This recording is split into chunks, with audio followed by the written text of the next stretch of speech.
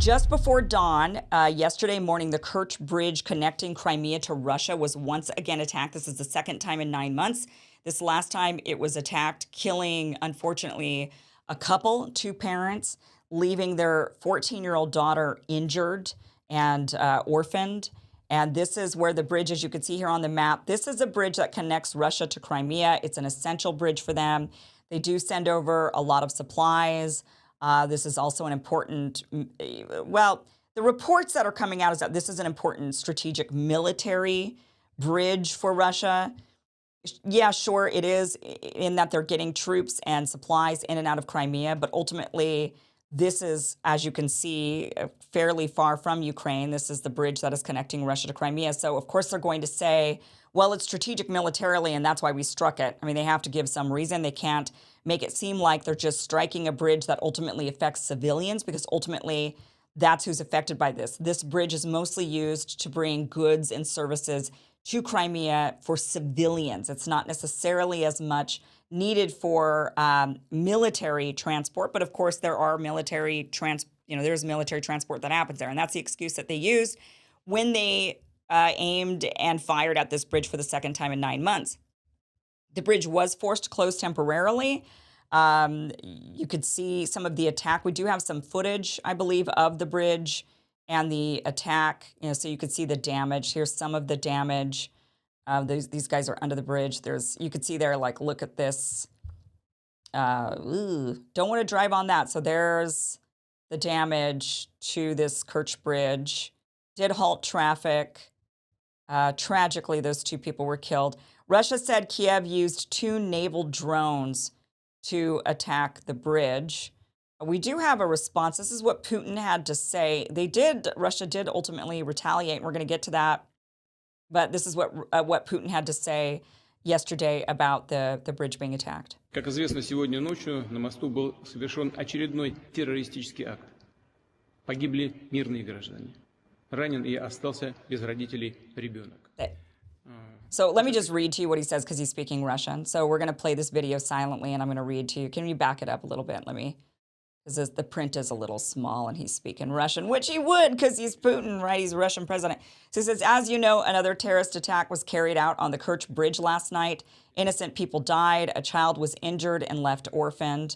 This crime is totally pointless from a military perspective, since the Crimean Bridge hasn't been used for military transportation for a long time.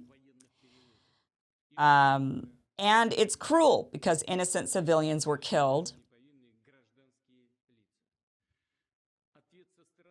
Of course, Russia is going to respond. The Ministry of Defense is drawing up relevant proposals. So that was Putin's response to that. And as I mentioned, he's saying, look, we don't even really use this for military reasons. But Kiev and all of the Western media saying, well, it was an important strategic the bridge serves as an important supply route for Russian troops in southern Ukraine, and so that's why it was targeted by Kiev. John Kirby actually responded to this as well before. So this is what he had to say about this attack when he was asked about it. Here's his response. On the bridge itself, the Russians keep making this sound like this is a sort of casus belli. You can't touch the bridge. We'll stop the grain and so on. That's how they present it. Does the United States think the bridge is a totally legitimate military target? So let me take that in 2 bites. Number one, I've seen nothing that proves causation here, that the strike on the bridge led to Putin's decision not to extend. He had already been leaning that way publicly. Now, I won't speak for him. If he has his own justification, he can do that. But I've seen nothing that points to causation. And to your second question, we don't take it upon ourselves to determine legitimacy or illegitimacy of targets that the Ukrainians hit. They're fighting for their own country. Crimea is Ukraine. And we don't tell them what is or what isn't legally a legitimate target. They determine their targets for themselves. Well, maybe is that true? Is that true that they're determining all the targets for themselves? Are we giving them some maybe strategic moves? And if we're not giving them any guidance on where they can and cannot strike, maybe we should. If we're the ones that are giving them all of their weapons and money, maybe we should guide them away from World War III might be just something to think about, something that doesn't escalate the war too terribly. It's one thing to want to win. It's another thing to escalate it to where it ends up being all-out nuclear warfare, which is what many of us would like to avoid. Now, Russia did ultimately respond to this today. There were some attacks in Odessa. We will get to them pulling out of the grain deal because some people believe that had to do with that was one of their responses to the Crimean bridge being attacked. I'm not really so sure about that, but it does seem everything kind of seems to mesh and correlate together a little bit. But Russia did strike some Ukrainian ports a day after pulling out of the grain deal, which we're going to get to, but this is also a day after the bridge was attacked. This is what Reuters is saying. So they're kind of linking it to the grain deal and saying that Russia then attacked these ports in Odessa and that these ports were used to export grain. That may or may not be true, but Russia says that they were hitting a fuel storage in Odessa and a plant making seaborne and a plant that were making drones there, and that is what they were striking against. So this was a revenge strike on their part, and it is being spun in the Western media as now they're striking ports. They pull out of this grain deal, and now they're striking ports. And Russia's saying, no, we're not striking ports. We're striking fuel storage zones and areas where and places where you make drones. But this is what is going on at the moment when it comes to that retaliation of the Crimean bridge. Now, shortly after that bridge was attacked, Russia did pull out of the Black Sea Grain Initiative, waited a day. I was, again, going to cover this yesterday, didn't get to it. Thought, well, okay, maybe they're going to change their mind and there's going to be some new breaking news that maybe, okay, last minute they decide to get back into that Black Sea Grain Initiative, which they had done numerous times before. The Black Sea Grain Initiative, what happened after the war started was that all grain was halted. And if you remember in the early days, people were saying, oh my gosh, what is this going to do with the world's food supply? Russia, there's going to be a famine and it's all Russia's fault because they're invading Ukraine. And now we're not going to get any grain and it's going to be devastating because a lot of this grain goes through Ukraine and through the Black Sea. Well, Turkey and the UN sat down with Russia. They ended up breaking a deal and brokering a deal, and they ended up getting this Black Sea Grain Initiative done where Ukraine would still be allowed to export grain through the Black Sea. That was to last 120 days. When it then was set to expire, they extended it another 120 days. Then it was set to expire again. They extended it, I believe, 60 or 90 days. Then it was set to expire, and here we are. It expired as of today. And Russia this time says, we are not extending it. Now that Russia's not extending it, there's a lot of questions about what is going to happen with the world and the famine in the world. This is potentially going to cause many people in poor countries to suffer because food prices are going to skyrocket. They're not going to be able to afford it. They're not going to be able to get it. We're going to have a limited supply of grain. And therefore, we could see some serious hunger going on around the world. Now, this is what the United Nations, this is Antonio Guterres. He's the UN ambassador. This is what he has to say. He's the head of the UN. Looking ahead, our goal must continue to be advancing global food security and global food price stability. These will remain the focus of my efforts, taking into account the rise in human suffering that will inevitably result from today's decision. We will stay fixed on finding pathways for solutions. There is simply too much at stake in a hungry and hurting world. Now, Russia says that the reason why they're pulling out of this Black Sea Grain Initiative is because the rest of the world has failed to meet its demands to implement a parallel agreement that eases rules for its own exports. So Russia's saying, why are we allowing Ukraine to have these exports, but you're not allowing us to have our exports? And it needs to be quid pro quo, and it's not. So you need to make sure that we're also not being sanctioned and harmed, and we want to be able to get our supplies out there. And because no one's lifted the sanctions on Russia, they've now decided to slap back essentially with their own form of sanctions, saying this is now we're sanctioning you.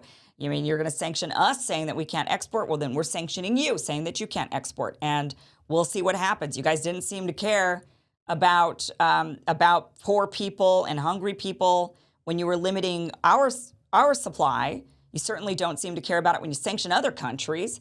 So why suddenly should we care about doing it to you? Now you're crying about it, and, dose of your own medicine, quite frankly. Actually, Putin said something along those lines. He was talking about, this was when he's talking about initially the sanctions on Russia and their own supply of exports that were going out. He mentioned that, this is going to harm the poor. This was back in 2022. Here's Putin talking about that. They impose illegal restrictions and apply pressure everywhere they can, including, of course, Russia, in an effort to bolster their position. They realize, though, that their activities have a negative impact on themselves. Unfortunately, this strategy harms absolutely innocent nations as well, especially the poorest and most developing countries. So we know that. We've been talking about this for a very long time. The United States using sanctions against other countries really just harms the people, the civilians, the poor in those countries. It's meant to try to get people to rise up and to topple their governments. That's the reason why sanctions are used. They're thinking that if we starve your people and you start seeing your people dying, then maybe you're going to change your ways, or maybe the people will rise up and overthrow you. That's the idea of sanctions. That's why it's a form of warfare.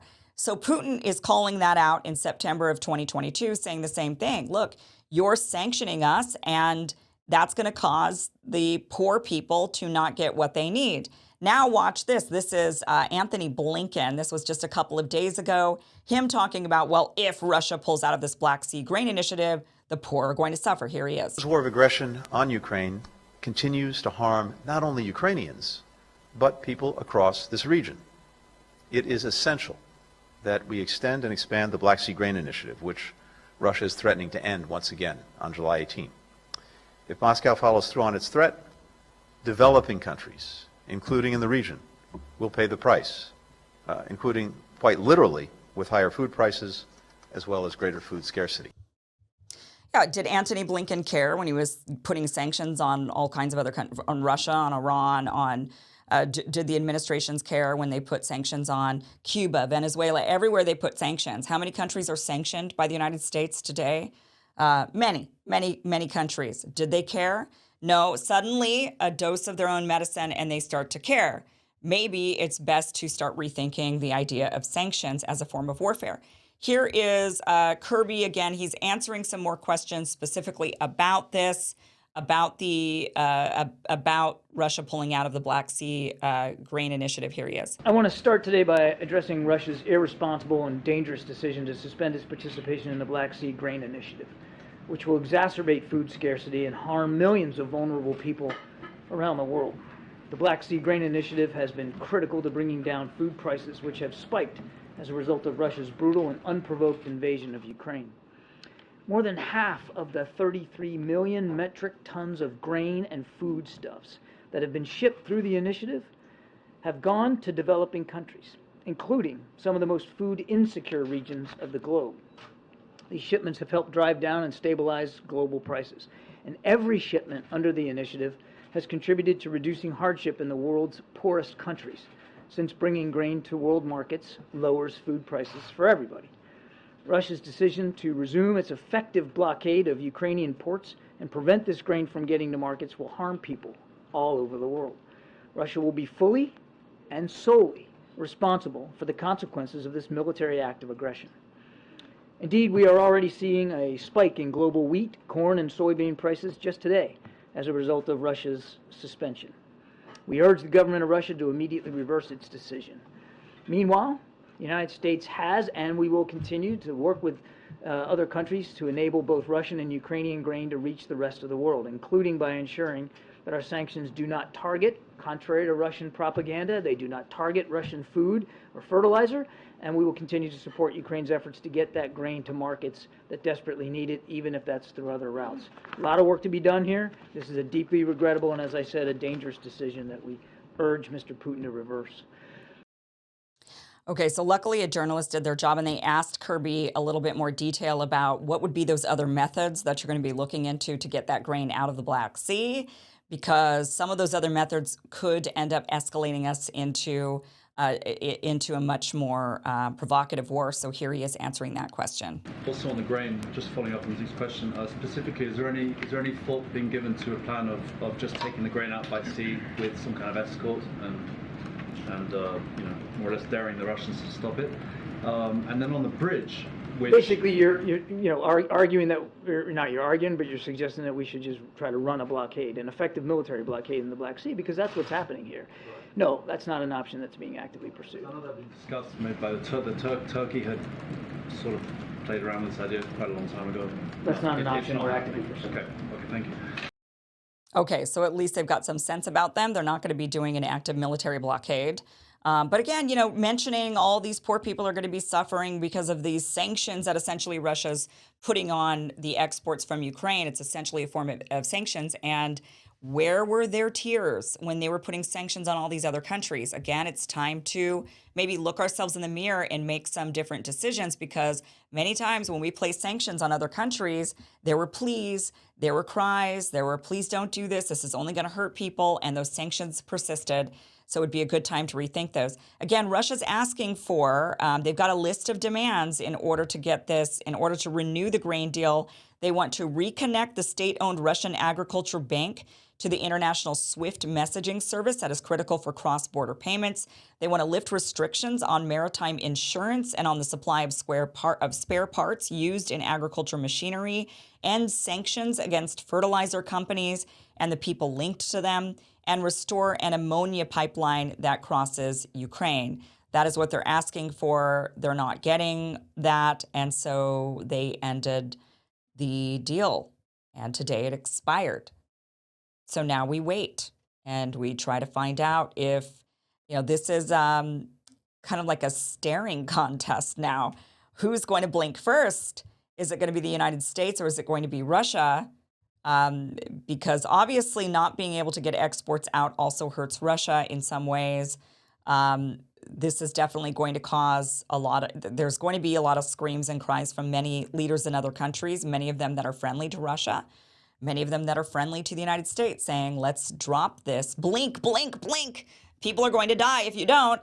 And so there's going to be a lot of pressure on both sides, getting both sides to come to the table and to get to some sort of an agreement on lifting sanctions and allowing exports to flow throughout the world. So we'll see how that goes. But it is definitely, we'll see. But I just want to finish up with Zelensky. He made a statement about it, so we can't walk away without sharing with you what Zelensky had to say. He said, Ukraine's position has always been and will be as clear as possible. No one has the right to destroy the food security of any nation. If a bunch of people somewhere in the Kremlin think that they supposedly have the right to decide whether food will be on the table in different countries, Egypt or Sudan, Yemen or Bangladesh, China or India, Turkey or Indonesia, then the world has an opportunity to show that blackmail is not allowed to anyone. He goes on, but, look, yeah, he's right. It would be nice if, he could have directed that to the United States, right? He could have said Ukraine's position, as always will be, that any nation, if a bunch of people sitting in Washington think that they supposedly have the right to decide whether food will be on the table in different countries, like Venezuela, Iran, Russia, then the world has an opportunity to show that blackmail is not allowed to anyone. It's just change the players out. So that is the latest that is going on with Russia and Ukraine and the war. And luckily, there isn't going to be a military blockade at this point. That's not what they're discussing. That, of course, could change any day. And right now, the counteroffensive in Ukraine is not going very well. It is very slow. It's not making progress. The types of reports that we're reading are things like, well, it's not going well right now, but it could change at any moment. And of course, they're thinking that the cluster munitions that they're sending over and more aid and everything they're trying to do, they're hoping that that's going to change the course of the war, but it's just not looking like it, and Russia knows it. And I think Russia right now is playing this card of, we're just going to stop the exports. We're not going to do the grain deal anymore, and you guys are going to have to come to the table and lift the sanctions, because the war is going to come to a stalemate. It's going to end up, from my prediction, it's going to be what I really thought it would always be, because the West is never going to accept defeat on this or to say, okay, peace agreement, You carve out this area of Ukraine, you're going to keep Donbass, you're going to keep the land bridge to Crimea, you're going to keep Crimea. We'll legitimately claim it's Russia. Let's live in peace and harmony. We all know that was not really anything that was ever going to be on the table. We also knew that Russia was likely going to achieve its goals of getting the Donbass and getting that land bridge to Crimea and continuing to make, and they're going to keep Crimea and they're going to keep Donbass, and that's not going to change. That's not going back to Ukraine. It's delusional if you think it's going to. And so ultimately, we're going to end up in a stalemate that's very akin to North and South Korea. That's where it's going to ultimately, where it's a war that didn't end, but it ends. There's a ceasefire. People aren't shooting at each other as much anymore.